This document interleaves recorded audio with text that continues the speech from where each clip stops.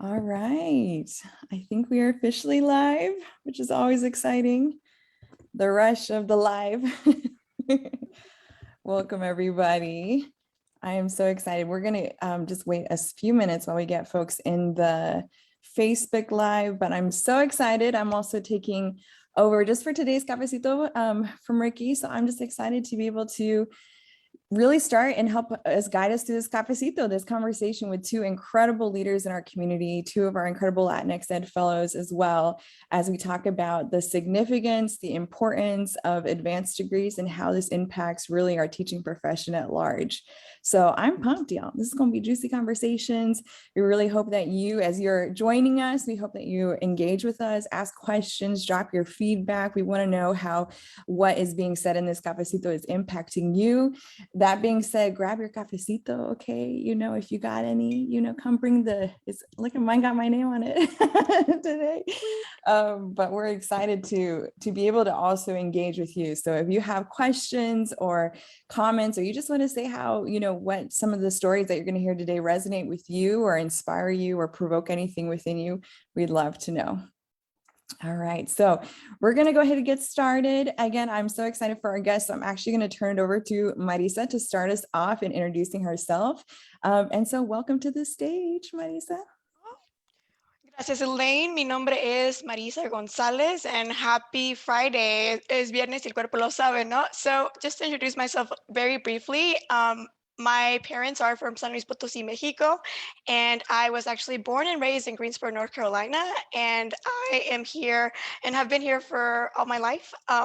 So now going into graduate school, I started in my master's as a Spanish education major in languages, literatures, and cultures, and then I transitioned into educational leadership and culture foundations for my graduate program because I'm very interested in higher education administration and what that looks like, as well as teaching.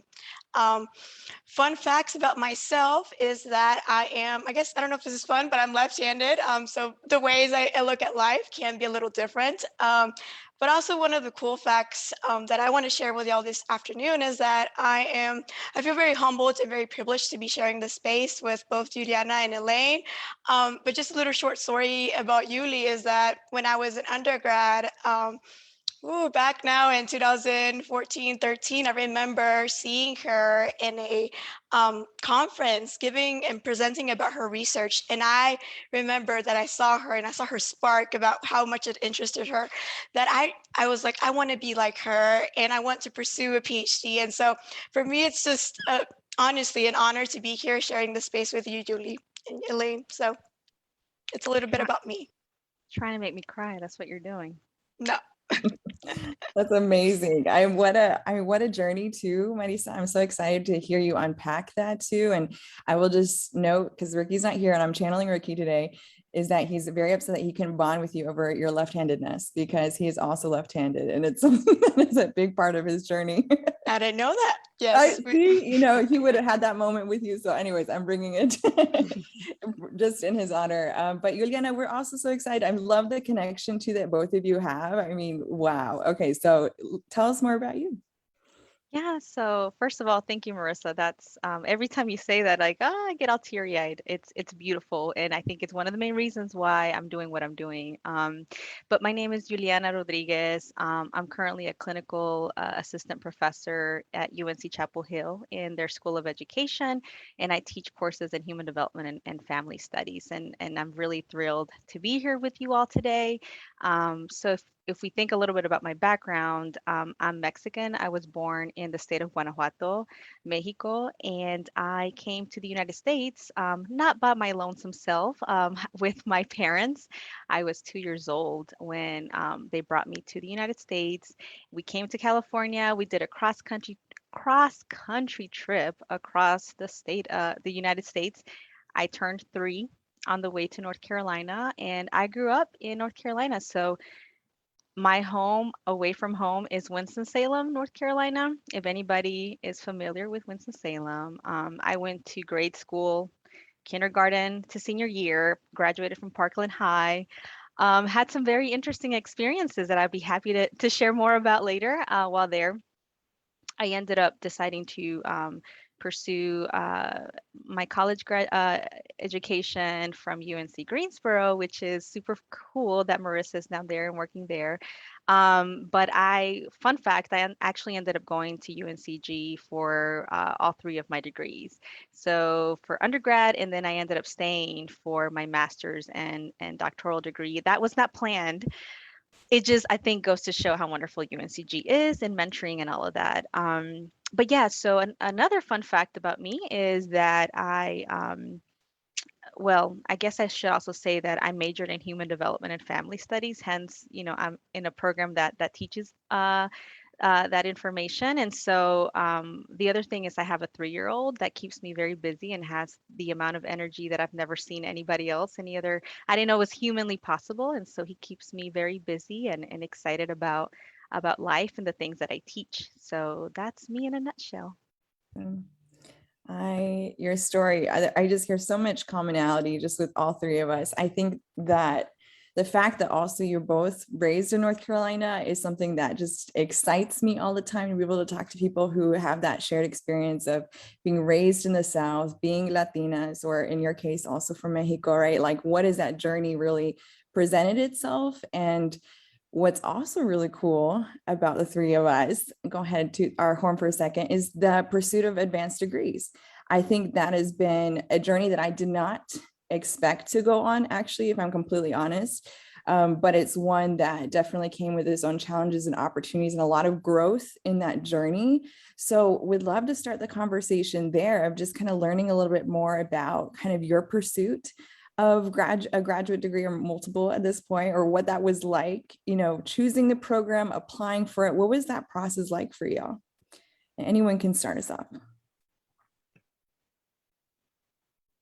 All right, I guess I'll start. So for me, the honest truth is that as an undergrad, I was super thrilled to be a first gen college student. Like, I just knew that getting a bachelor's degree would open up a lot of doors for me. And the honest truth is that that's all I really had considered. I didn't know what graduate school was. I didn't know what a master's degree, a doctoral degree was. That felt like super far removed for me. Research, anything related to that, I had no idea what that was about. So this was one of the amazing things about UNCG, is that I had people who noticed my strengths, my interests, my passion for working with families and communities, and just my dedication to my studies. And so rather than looking at me and saying, oh, she never talks about graduate degrees, she doesn't really, I was kind of soft spoken, but they reached out to me and they said, hey, have you thought about a graduate degree? I'm like, oh, what is that? What's a master's degree? And so, well, that's how I started learning about, what graduate school is. And really what I feel like they planted a seed in me. But not only was the seed planted, they also kind of walked me through, like, what does this look like, and what doors this can open up for you, like for me specifically. And so I got connected with a professor working in her research lab on campus, and she was working with collecting data on Mexican immigrant couples in North Carolina. I was thrilled and excited. And so she plugged me into that project. And after that, I was completely hooked, because what she ended up doing for me in a lot of ways was letting me see that there was a space for me in this graduate level work, that I also had the skills that I needed, and even the ones that I didn't have, that it was okay. Like, that's what graduate school was for you to learn about the things that for you to develop the skills that will make you an expert in your field, in your area, that you have something unique to contribute. And I think that's what they looked at me, and they helped me to feel even more pride in who I was, in my uniqueness, because my experience as an immigrant was different from a lot of my peers, right? And so seeing what skills I had that I could plug into the research that I was doing, that I could plug into the classroom and the conversations, made me feel like, wait a minute, like, I have something huge to offer here, and I should not shy away from that. It's a strength. it's a strength, and it's okay that I don't know what I'm doing, that I'm learning as I'm going, but I can figure it out, and there are people that are willing to support me through that process. And so that's, I mean, once I got into the master's program at UNCG in the Human Development and Family Studies department, I didn't want to commit to a PhD because I felt like I needed to understand what this was all about first. And then I got hooked. I couldn't leave. I had to stay, and I did, and I'm so glad that I did. But that was kind of the journey for me. I was just moving along and going with the flow. I didn't know what I was doing. So I'm very, very thankful for the mentorship, the guidance, the support that I got through that. I love that thread of that mentorship piece and exposure, really opening that door and you walking into those doors too. I am so curious, Marisa, how does this overlap for you? What was your journey like in this pursuit or getting on the pursuit? Yeah, very similar to Yuli's story as well. I believe my journey also started my first year, in which I remember I was failing most of my classes, and there was only one class that I was doing very well in, and it was the Heritage Language Learners class for Spanish speakers. And that class, till this day, I still say saved me from dropping out my first semester in my first year, and so I continued to take Spanish courses after that, and I really found my community there, not just with my friends, but also faculty, right? Faculty that looked like me, that spoke the same language like me, and that approached me to really get to know me and who I was and what I was interested in. And I remember there was Dr. Sotomayor, Dr. Lopez that would just come to me with different opportunities along the way. They're like, you're going to go to Spain and you're going to do these great things. And I was like, I want to be a Spanish teacher now. And they supported me throughout the whole process. And so like Yuli, I had no idea what graduate school was, what research, like, I'm like, I don't even know how to write a paper right at that point, because it's very different from high school to how they expect you to write and college, and so these were the things that I took so much to heart. And when it was time for me to leave, I remember I was student teaching, and I remember that I was really sad. I was really sad that I had to leave my community here and the people that I had met now for 4 years. And honestly, the little me, I'm little now, but I was littler, I don't know if that's a word, back then, was terrified because if you've been in a classroom, it's 140 students or even more, and so there was a lot of factors that came into play. I also very much knew I had the support of my faculty members to want to pursue a master's degree. And so they motivated me to want to do that last year when I was like, I don't know what I'm going to do. And so they're like, do it, go for the master's. We would love to keep you here. And so I did that. And I felt so blessed. And for my graduate degree, I transitioned from being a graduate assistant into working full time. And so I got to see more of the administration side of what it is to work for higher administration and academia.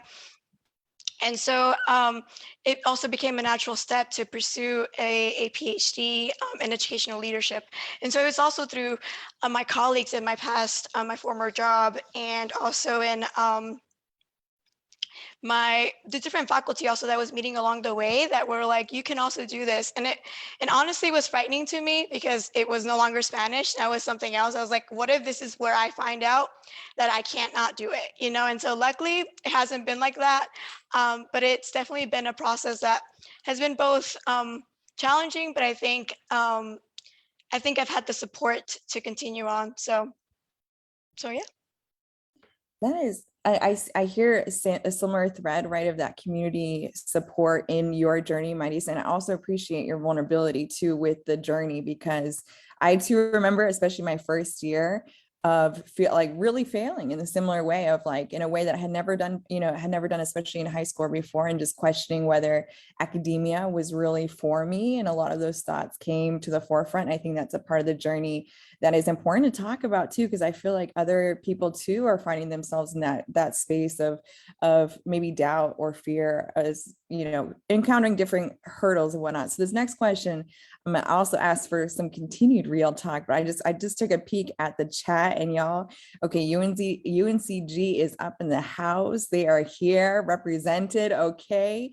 And just really excited. I know they're excited to hear and supporting both of you and talking about this. Also, I see some former students as well, maybe of yours, Yuli, too. So I'm just excited that in many ways, this audience too, this is our familia, right? These are our people that we get to be real with and talk about that journey as we pursue dreams too, in many ways, for our families, our communities, ourselves, and one that education has really opened that door to it, right? So this question around what has been the most rewarding aspects about this journey, but also what has been the most challenging? If everyone starts out. I know, right? We'll take we're so polite. Oh my gosh. I think I want to talk about my challenges first. And I have a feeling that y'all can connect with me on this. I think there was always this challenge of imposter syndrome and feeling like they're gonna find out any moment now, like I don't belong here, like because there were situations where I think oftentimes, I mean, just in general, we compare ourselves with other folks and we think, oh, I don't know if I'm capable. I don't see it in my cohort. Specifically with my graduate program, I was the only Latina, and that was pretty common, that I didn't really have anyone that looked like me, and so when that happens, sometimes you start doubting, like, well, do I even belong in these spaces? Like, and so the faculty around me would try to encourage me to see that as a strength, that you're bringing something different to the table. You have perspectives that you're going to help your peers look at things in a different lens because they haven't had the experiences that you've had, and that's such a strength. But sometimes we view it as, I have to blend in, I don't want to stand out too much, what if I say something and like it and so there was always this challenge of like, do I belong in these spaces, and can I keep up with my peers, or how am I perceived by my faculty? The other challenges were, there was certain expectations of my from my family side. Just thinking about like personal experience here, where my family were expecting to still see me like they saw me in undergrad, and to still be as active and as present. And I needed them. And to this day, I need my family. They're an important part of my just who I am as a person. But it was also a struggle for me to communicate to them that, the requirements of my education they were now even more, higher than they were before. So I couldn't be as present. And if I didn't call, if I didn't check in as often, it wasn't because I forgot about them. It was, I'm really involved in what I'm doing right now, but I love you all. So please continue to think of me and know that I love you. So there were some of those challenges too, of like figuring out how to balance, family responsibility with these other pieces. The other challenge that I'll say is there was the financial piece for me. I was really concerned about whether, can I afford to get my graduate degree?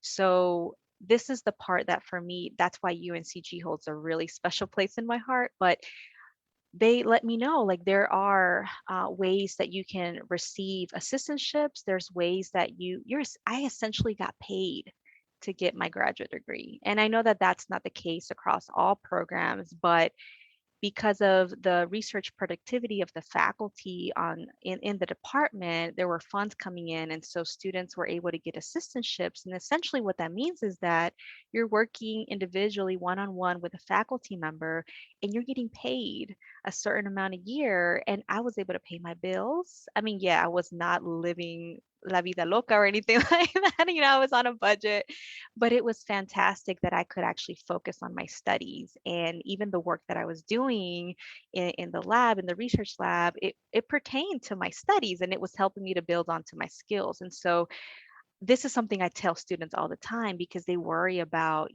how am I going to afford to go to graduate school? And I always say, hey, sometimes there's teaching assistantships, there's research assistantships. It may not be in your specific program. Sometimes there's things across campus that you can be involved in, that you can participate in, and that will allow you to continue your studies, but while also helping to supplement, your expenses and help you get through the financial aspect of it. So I would say don't let that piece hold you back from, the possibility of being able to pursue that your education. But I'll stop with those challenges and I'll let Marissa speak to hers. Otherwise, I'll keep talking. Yeah, I'll piggyback on that, Julie. I absolutely, I am down with the financial barriers, right? Because my mom is a single mother, and so the reasons why I go to school, everything I do is always for her. And so, telling my mom, I was like, I want to do a master's and now a PhD. That's what, 6 more years, 7 more years of school. And she's like, when are you ever gonna get a real job? And I'm like, so I had that pressure, right, of like having to sustain myself and like help out in the house in a different way that that that maybe other people are not able to. Excuse me. No worries, we got traffic coming in, but and hop back in, Marisa, when you can. But that piece around the financial barrier, I remember each step of the way, that's always been a question. I think it's part of not having exposure to folks that had gone through that pathway. But when I joined, I think I maybe have talked about this in a previous cafecito, but I joined a Latina-based sorority. And so I was meeting women who had actually pursued advanced degrees, and they were like, here's this scholarship, here's this coin. Like they really, like, I think in some ways I had let money become the obstacle that was going to let me not pursue this. But they were like, if that's the only reason, we're going to figure it out and we're going to figure out ways to keep pushing forward. And yeah, keep going, Marisa, keep going. Yeah, and so I think what really helped me was, actually getting my full-time job from a graduate assistant. And so I'm actually paying for my graduate degrees through this full-time position, because you get at least 3 classes a year if you're full-time staff. So that's how I'm able to work and also pay for my graduate school. And like you say, Yuli, pay. You're getting paid to work, but you're also getting paid to go to school, which I think is magnificent. I think it's something that is just great, but I also, but with that also comes a lot of challenges, right? Because now you're balancing 40 hours a week, sometimes more, working over weekends, balancing having to write 20 pages a week, and also reading 60, 80 pages, and in a week as well. So it's definitely challenging. I'm my 3rd year now, and it's increasingly become a lot harder. I would have to say, and in the beginning, it was really, like you say, getting over the imposter syndrome, because I remember, like, I was like going and trying to go into the School of Education. I was walking to, I think it was 111 or something, and I got there and I did a little U-turn because I was like, yep, I'm not gonna do this. I'm just gonna already drop it because I can't do it. But I eventually got over that, and I came into the room, and I just started listening, and I was the only person of I was the only Latina in the classroom, because there was other people of color in the room, but I still felt some sort of way. I was like, how do people behave now in these rooms? Because I knew how to behave in my Spanish classrooms, right? I could speak español, inglés, y toda la cosa, pero in these spaces, I was like, I can't, it has to be the same or different. I don't know. So I was just trying to feel myself out and see how that would play out. And so I remember getting an email from my professor about a month in, and she's like, hey, I noticed you've been very quiet, and I feel like you're doing something else, but she said it in a way that I was like, oh, I'm in trouble. She caught me. She knows that I'm not paying attention or something. But it wasn't that. It was that she was just generally trying to understand or get to know me and get to, like, what can she do to make me feel like I can talk and be a part of the conversation. And so that really helped me feel like I wasn't an imposter. I was welcome into the classroom, into that classroom environment. And I'll always be thankful for Dr. Edwards for always sending me that first email. And from that, it's been honestly an awesome journey to be a part of. I have enjoyed taking all these classes and learning about systems of oppression, and just getting to know my professors and getting to know this curriculum that otherwise I wouldn't be able to learn. Um, But this semester, I would say, is the one that has challenged me the most with just balancing everything. It's hard, it's challenging, but I know it can be done. So I'm holding on to La Esperanza. Thank you so much, Marisa. That the journey is so not linear, and I think it's sometimes portrayed that way. So the fact that we get to hear both of your stories of talk about the journey of the highs and also the lows as you pursue this or as you pursued it, it's incredible, and it's a really important piece. And I think the next question I have, I'm kind of gonna remix them together. And Yuliana, feel free to start us off too with this one. But thinking about what are the barriers that are really that maybe you've identified in your work or your research or whatnot, or even your experiences that have really hindered the pursuit of graduate degrees, especially amongst the Latinx community. But then also, what are the factors that you're seeing that are necessary to really help students or continue to mobilize more Latinx students being able to successfully navigate that transition between college and graduate school? So kind of that another double-edged kind of question. But if you want to start us off, Juliana. Absolutely. I think there's a lot of part of it is, and this is really close to my heart because part of it for me has been, I never had a Latinx professor or teacher. And that hit home for me a lot. And so it made me like, it makes you question again, like, can we reach those levels? Can we, and also one of the things that comes with going to graduate school that I think relates to this question is that you get the opportunity to work so closely with faculty in a way that doesn't really happen in undergrad. And one of the things that that did for me is, believe me, like to this day, some of these professors, I cannot call them by their first names, even though they ask me to. Some of them I just can't. Some of them have been able to overcome that, but I just can't. But I respect them and I highly value their voices. But one of the things that came with that was being able to see that they're humans just like us. They're people just like us who are there because they've worked really hard to learn their area, to gain those skills. So I started to be able to see myself a little bit in those positions, like I really like teaching. And so as one of the things that I got to do as a master student, and I told my mentor this, like I really want to teach in the classroom. I think this is something I want to do because I didn't have this. I didn't have anybody that looked like me in K through 12 and definitely not in college. And so I think I had one professor whose last name was Rodriguez too, but she didn't really talk about her background. I don't know if she had really identified with the Latinx side or so it felt like I never had that. And I was like, no, this cannot be. I want to change that, because what happens is you start learning your professors, you start connecting them with them, and you start realizing like, you know what, they're people just like us who had a vision, who had a dream, who had a desire, to learn a particular area, and they're doing that work. So now when I talk to my students, like all of my students, but especially my Latinx students, my students of color, I'm like, hey, I did this. And I was the first one in my family to do this. And I half of the time did not know what I was doing. And it doesn't make me any smarter than any of you. Really, it was because I was persistent and I kept pushing through. And yes, there were days where I'm like, you know what, let me just lay with my blankie and drink my chocolate abuelita and leave me alone. But I pushed through that because I had support, but also I had that drive in me that, you know what, if I could tell a student one day, like, I did this, you can do this too.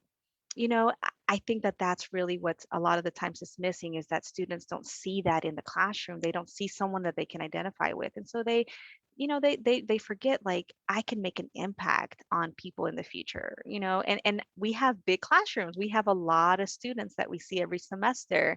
And so I think about, I may not impact everyone, but if I can just inspire one or two folks, like let me do that because for me, like that's really the most rewarding piece of what I do. But I think it's that not seeing ourselves, that representation is not always there.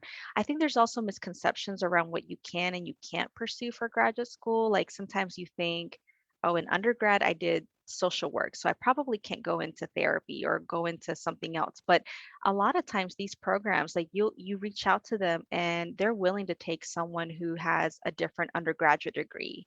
I had someone in my cohort who had studied, what did she study? Accounting for undergrad. And she came into human development and family studies, which is a whole different field.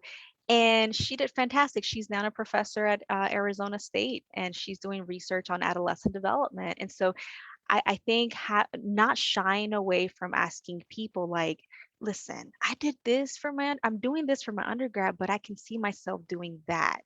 And so being okay with like asking questions, like don't hold back. Like you belong in these spaces just as much as any of us. And for me, like I don't think you ever fully get out of the imposter syndrome. Sometimes it'll come more than others, depending on what space you are. But you start realizing your power and you start realizing your impact, and there's something that energizes you. I don't even know if I'm answering your question now, Elaine. You totally are. And so, Marissa, I'll let you speak to that a little bit too. Yeah. Yeah, I think when we were having these conversations, Julie, I think I remember like the story of I have my sobrina, mi prima that now comes to UNCG, and she's like, Marissa, I don't know how you're doing all that. She's like, I'm just my 4 years and I'm done. And I'm like, shout out to Lily. But she's like, marketing. She's like, I want to do this now. But she's like, I don't know if I want to do this as a master's. And I'm like, Lily, you can do more than a master's in marketing. She's like, what, really? I'm like, yes, you can. And so that really stuck to me into like, terms of like talking to other students as well. And Alpha and other groups that they're like, oh, like I'm doing this in my undergrad and I'm not going to be able to do anything else. I'm like, no, like this is not the limit for you. You can branch out and do other things as well. But I really liked what you said, Julie, about not seeing yourself as someone that could pursue a graduate degree, because I feel like they look at me like, oh, you're just so smart and like all these things, and like at least I'm like, do you want me to remind you that I failed my first semester and that it wasn't as like I've always said I'm like a B student, and so I'm like that B student, but being persistent is what has gotten me to, really pursue and wanting to get here. Like if there's something that they call me in my family is implacable, like I may not know the way, but I know I can get there somewhere or another. So that's something that I always tell my students in different groups, because like they don't think they can do it. And I'm like, honestly, I'm a B student and I'm doing it, and like if I'm doing it, you can do it and anybody can do it. And so those are the pieces that I always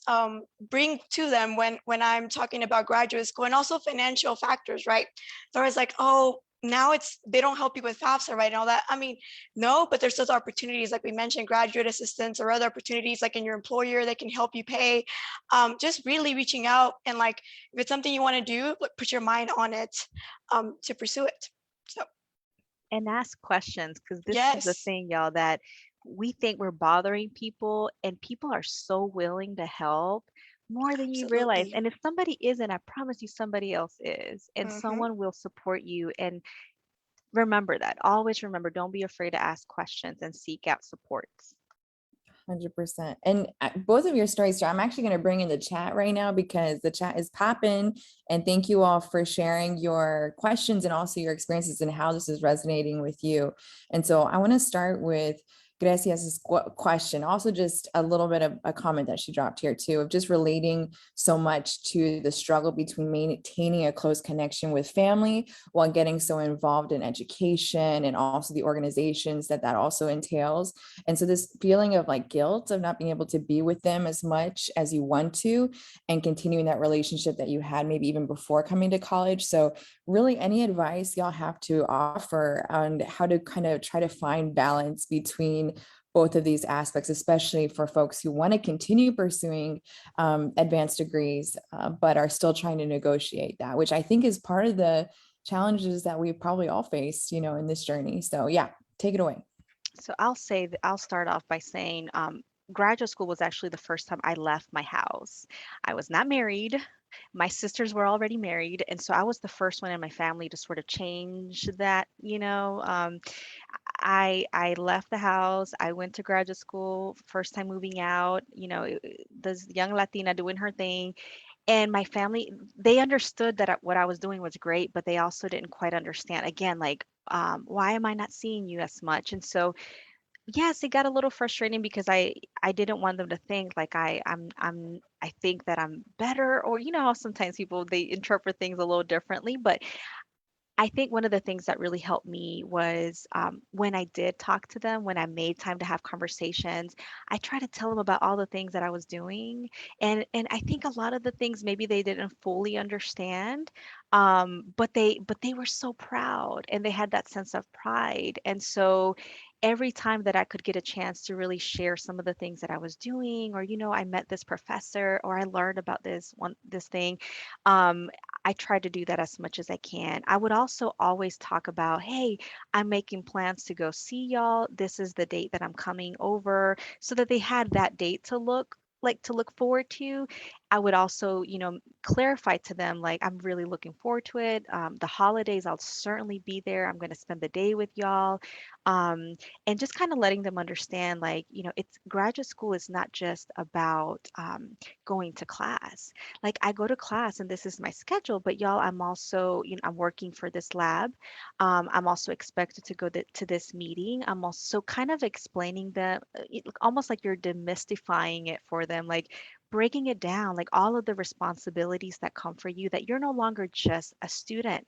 You're now you're a professional, right? And you're getting and you're in training, and it's immersive in a lot of ways, and there's a lot of expectations that come with that. And so share pictures, share those experiences, and it might take a little while, but be patient. Understand that your world is a very different world from what they've seen, from what they've experienced, and that's okay. But so it might take a little bit, and you just have to be a patient with yourself, and patient with them as well. That's my recommendation.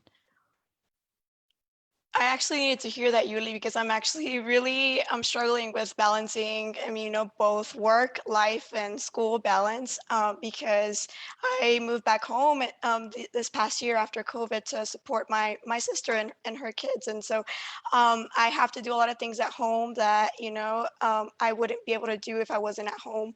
Um, and I enjoy, spending time and having those 15-minute conversations with my niece and my nephew and just getting to hear them. But then I know they're also knocking on my door and, and trying to get more attention. I was like, right now, I have to sit down and do homework. They're like, but Tia Pupish, I don't see you anymore.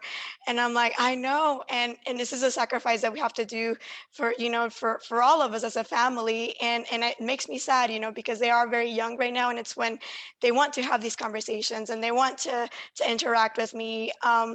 But I also told them that yeah, Pupish needs to do her work, in order to have more time with you during December or during January when I can. And so I tried to explain to them, I tried to explain to my mom that also on Sunday, she's like, Marisa, vamos a comer, or do something. And I was like, Mom, but I have to now do my work because I have to read and have to write because I have to work on Monday through Friday. So it, like usually, it can be very challenging to break that to our parents and to our family porque they've never seen it, and they're like, you're just working too much, you're just doing too much. And I'm like, no, it's just it's part of being in graduate school. It's part of this journey, honestly, because without putting those boundaries, it becomes almost impossible to be on top of everything. So I usually just, I'm like, Ma, we can go get breakfast at 10 a.m. every Sunday, and then I'll go back into my cave,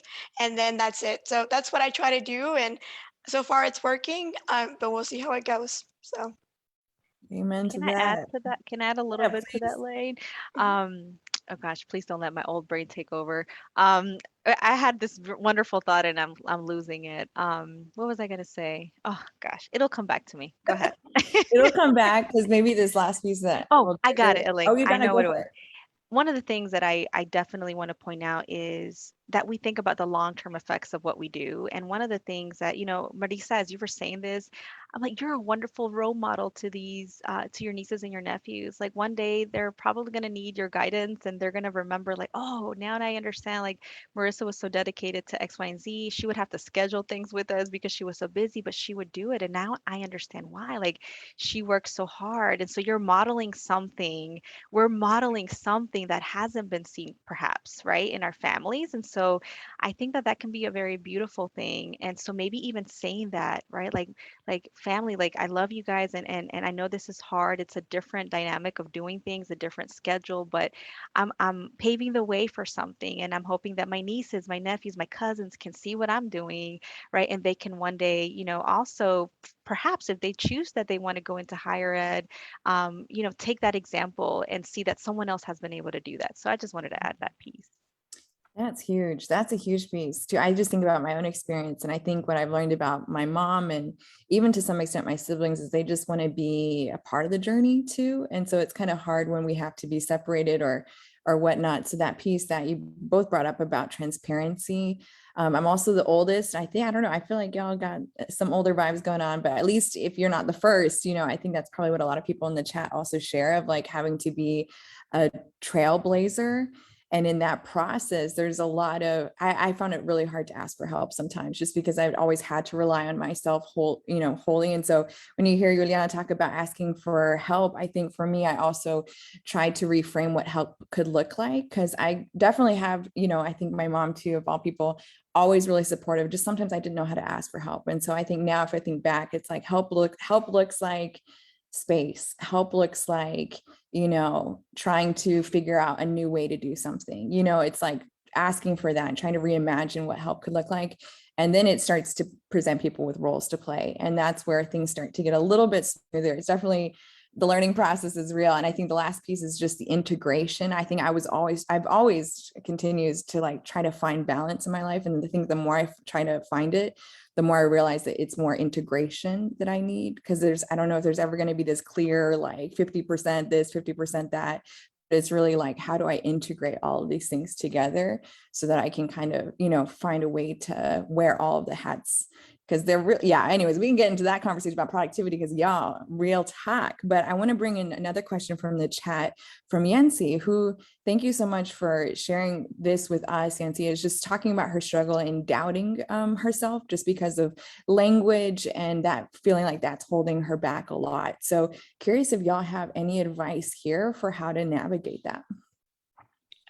Yes, that's actually what I'm really struggling with right now, to be honest, because my training is very much writing in Spanish. I've spent 6 years writing papers, my thesis, everything in Espanol, and so I got used to, like the grammar and the big words in Espanol and what that looks like. And then I'm in philosophy of education right now where I'm expected to write 20 pages in 1 week and like connect these ideas and write in a way that I'm like, that's not how I learned, and so I'm like, for me, this is a process, I'm learning how to not be so hard on myself and just let it flow and let it be, and so I actually talked to my professor about it. I'm like, don't expect huge words in my papers because that is not, doesn't naturally come up. Like I really struggle sometimes to make it flow sometimes in a way that it makes sense. He's like, this sentence is awkward. Well, I'm like, I'll try harder next time, and so like I try to figure out what makes it awkward in that sentence and try my best next time. And I think it's just being honest with yourself and honest with your faculty member, right? That like, look, I'm trying my best and this is my best that I can give you. And so that has really helped me, feel that I can write. Now I think I'm still in working process, but I think writing is something that evolves over time, and it's something that we think has to be perfect the first time or the second time. But it's like my professor says, it's a process. It's not something you get right. It's an evolving document. So, not being too hard on yourself is what I always try to say. Give yourself grace and compassion because we're trying to do the best that we can, what we've learned throughout the years. So that's what I say about that. Yeah, and to add on to that, like for me, writing is a skill. And I think about how, this is not something that, this is just something you learn and that you continue to grow in. And you should not let that be the one thing that keeps you from, progressing in your field. There's a lot of resources. One of the things that I comes to my mind is, when I started graduate school, one of my cohort members came from directly from China. Like I picked her up from the airport, so English was not her first language, and she did fantastic and she did well. In her papers, she struggled with some of her, like putting down her ideas on paper, but at the end, she would find a way to do it. And so when you're passionate about a topic, it's going to come out, and graduate school is not just about like, again, it's these conversations that you're immersing yourself in, and that passion is going to come out in some way or the other. There's also the same supports that you get as an undergrad student. You have that still, as a graduate student. Like you have the writing center, you have, faculty members that usually they want to hear from you. Like you go to their office hours and you say, you know what, I have this idea and I'm trying to figure out how to write this and how to speak of it, and I'm struggling. Do you have some resources? I mean, it's really about that you're growing, and it is a skill, like I said, so don't let the language be what's holding you back, because it's really about, that you're trying, that you're writing, that you're working through it. It's that passion is going to come out. And even at post graduation, like to this day, I'm still working on my writing, and I get critiqued, and we get critiqued, and you have to develop a thick skin in a lot of ways, because people will look at your writing and they'll critique it and whatever, and you just keep going and you continue growing and being better in those areas. And so I think it's just a skill, and you learn it and you continue growing in those areas. So don't let that hold you back. So I'm y'all heard it here. Okay, this advice is coming off hot, and I just shameless plug for folks who are listening. We are just about to wrap up, so make sure to get your questions in. I think we might do like a rapid round in a second, because we have at least 2 questions in the queue. I want to wrap up really talking about the importance of representation in the classroom and the significance of that, the impact that it's had on y'all, why it matters, anything that you can really share with us around kind of whether it's the status of it or the possibilities that it opens up, for students who are navigating, especially advanced degrees, folks who are just in general trying to figure out their career paths, and any opportunities that you'd like to share with our audience around, especially opportunities to really diversify the teaching field. So we'll kind of tie this together as we wrap up our conversation and do a rapid fire round with some questions that are coming through. Yeah. Is it okay if I start, because I have something directly in my head right now that I want folks to know. One of the things that, so obviously, like I'm a college professor, but one of the things that we are seeing is that there's a big gap, in the gap between the students of color and teachers in K through 12. Like that gap has actually been something that, we see this nationally, we're seeing this locally, we're seeing this everywhere. And one of the things that we, in the School of Ed, like one of the projects that has been unfolding here recently is, a partnership between the Durham Public Schools and the School of Education. And the goal is that we can, recruit, especially Latinx teachers, teachers of color, people who want to study, the education field and who want to make a difference in their students' lives. And so this is an opportunity that currently we're recruiting students. We call them residents, but it's called the DREAM Project. And DREAM stands for Diverse and Resilient Educators Advice Through Mentorship. So if someone is interested, if you're out there and you're like, you know what, I would love to be able to make a difference, because the research shows us, like when students have Latinx students, students of color have, teachers of color, teachers that look like them in the classroom, it has short-term and long-term impacts. It impacts, their, academic achievement. It impacts whether or not they decide to pursue college and higher ed. It can impact a lot of things. And so it's not only beneficial to the students of color, is also beneficial to white students to have, a student, a teacher of color in the classroom. So there's a lot of benefits that we have come to understand. And so with this, program, it's a residency program. If you apply, you get accepted. If you get accepted, you end up, going into the MAT program, the Masters of Arts in Teaching here in the School of Education. So you're guaranteed into that once you're in the program. It's a 1-year program. You come out with your Masters in Teaching, and through that process, you're also given you're guaranteed employment in Durham Public Schools for 3 years after you graduate with your master's. I should also say that it comes with a $27,000 stipend, which is wonderful. And not only that, but you get guidance about how to utilize that money, how to best budget.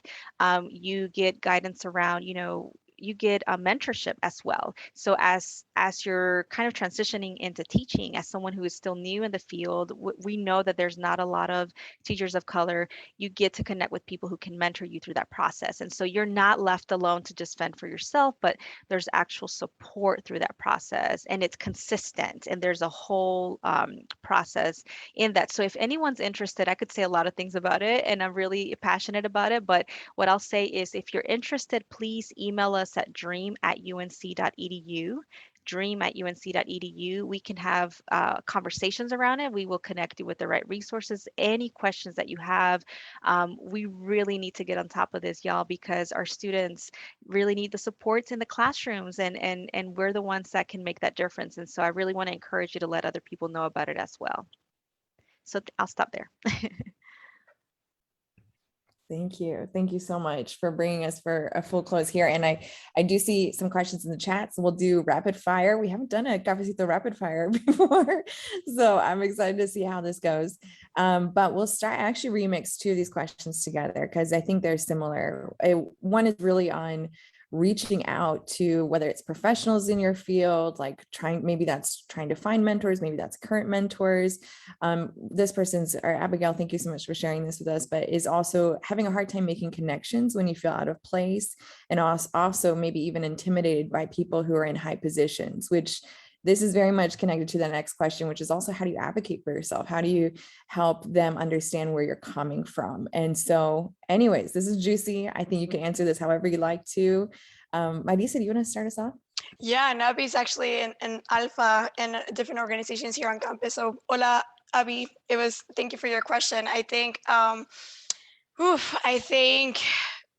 honestly, I think what I found out that people, like we've said, people in these higher positions and everything, they are just human beings. And we often think, oh, because they have a PhD, because they have this high paying job and these positions, like they're untouchable and they don't want to talk to me because they have so many better things to do, right? And so I feel like they perceive that from me too now. And I'm like, no, text me, email me, write me little letters. I am more than happy to be there and support you and just give you that nudge of like, you can do it, and support you in whatever way I can. And so those are the things that I have found along the way in my own journey too. Like I've been scared to talk to my faculty too. I've been scared to talk to, I don't know, the vice chancellor of research, but I emailed her anyways, and like, what's the worst thing that can happen? They don't respond.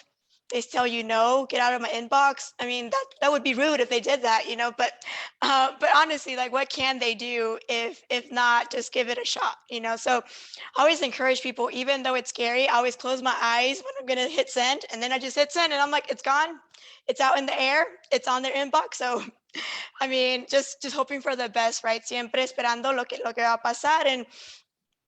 And so honestly, like I've gotten over kind of that intimidation to really get to where I want to be, because if not, alguien más lo está haciendo, o alguien más lo va a hacer, and so like, I'm like, I also need to, like that's a way of advocating for yourself, being able to reach out to people that can provide you resources for your career. And so along the lines to advocating for yourself, I think what has really helped me in this journey so far, well, now 3 years in, is really telling my faculty my story and where I'm coming from and the different things that are happening at home, and like just being transparent, I think is the best thing that you can do for yourself and for faculty. Not lying to them and being like, I can do this. I'm coming from the same thing. I live a normal life. No, like I have these things. I have my family. My family is very important to me, and they know that. And so that has really helped me navigate all these years to to really advocate and to really speak to my professors in a way that now they understand, where I'm like, I might need an extra day because I have to take my niece to school or something. And they're like, okay, that's fine. Just make sure you turn it in by 12. And I was like, thank you, and so just not being scared of them. They also know, they're also human. They also have things going on. So, and if they say no, then they say no, so that's the stuff that I keep in mind whenever I have stuff coming up. Thank you so much, Marisa. I'm gonna have to remember that when I need to send my next hard email, just to close my eyes and hit send. That, what a great tool. And I thank you, Abby, and also Sam, for those questions. This last one, which we'll probably close on, Yuli, if you could take this one on. It's also from Abby around how do you avoid burnout? I feel like that's like the $1 million question that's on everyone's mind as well, especially for folks who are pursuing advanced degrees and teaching. So love to hear your thoughts. Yeah, so I did want to say though, from a faculty perspective, I'll tell you something that going back to this other question, I have to say this because from a faculty perspective, when I don't hear from my students, I actually get more worried than when I do hear from my students. So talk to your professors. We want to hear from you. Okay, so how do you avoid burnout? This is super hard, y'all, because it's not hard, but we make it hard because we feel that in order for us to make progress, that we have to be productive all the freaking time. And so we are trained that way. It's like, you got to produce, you got to produce, you got to produce. But no, one of the things that you will quickly learn is if you do that to yourself, I mean, yes, you can easily burn out because there's always projects, there's always things to do, especially if you are, taking a full course load, that if you're working outside of taking your classes, if you're working in a research lab, I mean, there's always going to be requirements from you. But I think one of the things that has been really important for me that I learned after my first semester of graduate school was that you can't stop doing the things that are important to you and that you value. So for me, like visiting with my family on Sundays, I have to do that. For me, in my evenings, having dinner with my 3-year-old, super important. For me, going to get a little run in 3 times a week, super important. So I'm giving y'all my schedule over here, but doing the things that are super important to you that bring you life, do them. Do not let anybody take that away from you. Don't. The other thing is learning about, you're going to get opportunities, y'all. And let me tell y'all, this is one of the things that you have to keep in mind. These institutions, they need us. They need folks like us because we bringing something very important to their organizations. They need our perspectives. They need us. And so you can say no to things though. You don't have to say yes to everything. You can decide, and you get excited. I do this all the time. And my friends are like, you got to chill, Yuli. You're doing a lot. But learning how to say no is super important because let me tell you, you're going to feel worse when you say yes to something and you can't do it well. So thinking about, all right, these are the things that are really important to me that I want to accomplish this academic year, this semester, and anything after that, you can kindly just say no. Say, this sounds wonderful, and I hope that I have an opportunity to work with you in the future. Right now, I would not be able to give you 100% of myself, so I will have to kindly or respectfully decline. But I hope that you contact me in the future. Boom, that's it. You can say no, and people will still respect you. So I think those things are really important, but not stopping to do, like doing the things, continue to do the things that are important to you. That's number one, I think. That's awesome. I don't know, Marisa, if you want to add anything, or if you're co-signing, you're like co-sign as we wrap up. Y'all, it is Friday. We are so excited for you. The fact that you are joining us, first of all, thank you to our audience. Thank you to Yuli and Marisa for being so vulnerable and transparent, and also just incredible storytellers and advice givers. Like there's so much like nuggets here, and thank you so much for sharing your wisdom and your experiences. So, okay, always in awe of both of you, and thank you. And as we wrap up, for everybody else, enjoy your weekend. Do something that brings you joy to help you avoid that burnout like Yuli's talking about over here, and lead into that complexity that it is to be human this weekend, y'all. All right, well, signing off, everyone. Take care. Thank you, Yuli. Thank you, Marisa. Adios.